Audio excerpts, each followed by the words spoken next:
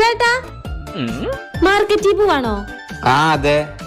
അന്ന ഒരു പുതപ്പും കൂടെ വാങ്ങണേ, രാത്രി ഭയങ്കര തണവാ. നിനക്ക് പുതപ്പ് വാങ്ങി തരാൻ എന്റെ കാശൊന്നുമില്ല. കാശ് ഞാൻ തരാം, എത്രയാ വേണ്ടേ? ഇവളുടെ അമ്മ വന്നപ്പോ കാശ് കൊടുത്തിട്ടുണ്ടാവും. 2000 പറയാം. 1000 പുതപ്പിനും 1000 എനിക്ക്. 2000 രൂപയോ?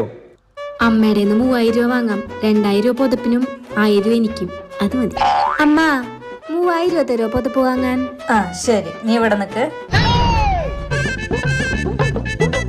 4000 രൂപ ചോദിക്കാം. 3000 രൂപ മോൾക്ക്, 1000 രൂപ എനിക്ക്.